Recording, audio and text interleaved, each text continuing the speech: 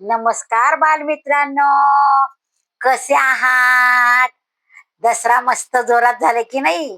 पाऊस थांबला होता, मग सोनं डुटले की नाही? आज आपला शनिवार. आज आपल्या गोष्टीचं नाव आहे सोनं. मुलांनो, दसऱ्याच्या दिवशी आपण सोनं लुटतो की नाही? तुम्ही लुटलं की नाही सोनं? सोनं कशाला म्हणतात? दसऱ्याच्या दिवशी आपट्याच्या पानाला सोनं म्हणतात. बर का मुलांनो, त्या आपट्याच्या पानाचं सोनं द्यायला सुरुवात केव्हापासून झाली? एक कौस्य नावाचा मुलगा होता बर का, विद्यार्थी. तो गुरूंकडे शिकायला जायचा. तर तो गुरूंकडे शिकायला गेला ना, तर त्याचं शिक्षण पूर्ण झालं. मग शिक्षण पूर्ण झाल्यावर आपण गुरूंना गुरुदक्षिणा देतो की नाही? मग तसंच तो कौस्य गुरूंना विचारायला गेला. त्याच्या गुरुचं नाव, त्याचे गुरु जे होते ना ते ऋषी, त्यांचं नाव होतं वरतंतू. वरतंतू नावाचे ऋषी होते ना ते, त्यांच्याकडे तो शिकायला होता बर का. मग त्याचं शिक्षण पूर्ण झालं आणि शिक्षण पूर्ण झाल्यावर तो गुरूंना म्हणाला, गुरुजी आता शिक्षण पूर्ण झालंय, तुम्ही मला जाण्याची परवानगी दिली, परंतु तुम्ही तुमची गुरुदक्षिणा मागा. तर त्यांना माहित होतं की हा गरीब आहे, हा काही गुरुदक्षिणा देऊ शकणार नाही. म्हणून ते म्हटले, बाळा नको मला गुरुदक्षिणा, तुझं शिक्षण झालं हीच माझी गुरुदक्षिणा. पण तो काय म्हटला, कौशे म्हटला, नाही नाही, तुम्ही माझ्याकडे गुरुदक्षिणा मागितलीच पाहिजे आणि मी तुम्हाला देणारच.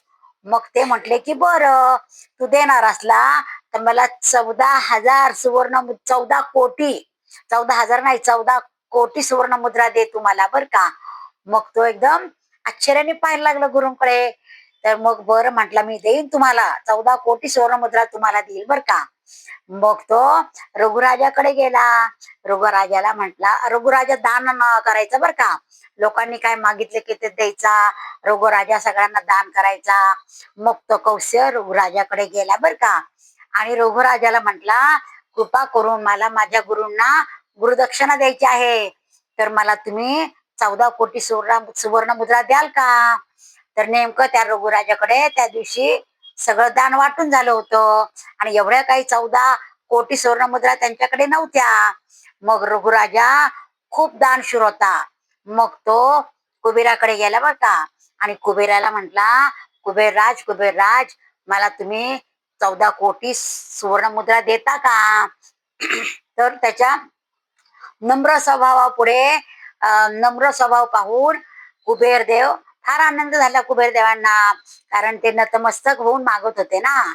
मग त्यांनी काय केलं, धनाचा वर्षावच पाडला. इतकं धन त्यांनी टाकलं त्याच्या पुढे, रघुराजा पुढे.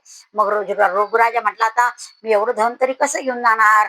मग कौशाला बोलवलं आणि मग तो सुवर्ण मुद्रांचा पाऊस कुठे पाडला माहितीये का त्यांनी?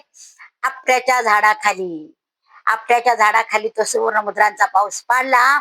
आणि आता रघुराजा म्हटला, माझं तिकडं मी लोकांना दान देतो ते माझ्याकडे आहेच, पण एवढं दान नव्हतं मला, माझ्याकडे नव्हतं एवढं धन. तर म्हणून मग आता घ्या, आता मी दिलंय. कुबेर म्हटला, तुम्ही तुम्हाला दिलंय ते तुम्ही घ्या. मग कौशल्याला बोलवतं बरं का रघुराजा, म्हणतो, हे बघ, तुला पाहिजे होतं ना, तर 14 कोटीच्या पेक्षा जास्त हे तू घेऊन जा सगळं. पण कौशल्य पण इनामदार होता बर का, इमानदार. तर तो काय, आणि प्रामाणिक होता तो. त्यांनी त्यातल्या फक्त 14 कोटी सुवर्णमुद्रा घेतल्या बर का, आणि 14 कोटी सुवर्णमुद्रा घेऊन बाकीचे त्यांनी तिथंच ठेवल्या. आणि त्या दिवशी तो दसऱ्याचा दिवस होता. मग तो दसऱ्याचा दिवस होता. मग तो म्हटला की हे सोनं तुम्ही सगळेजण घेऊन जा. आणि मग सगळी लोक येऊन त्या आपल्याच्या झाडाखालचं सोनं घेऊन गेले. आणि मग की नाही, त्या मुद्रा, 14 कोटी सुवर्ण मुद्रा त्यांनी त्याच्या ऋषींना, त्यांच्या गुरूंना दिल्या बर का. मग गुरूंना पण आनंद झाला. पण आता एवढं सोनं काय करायचं आपल्याच्या झाडाखालचं? मग रघुराजा म्हटला की आता जाऊ देत लोकांना घेऊन. मग तो दसऱ्याचा दिवस होता ना, म्हणून ते सोनं सगळे घेऊन गेले. पण तो काळ होता रामराज्याचा काळ होता.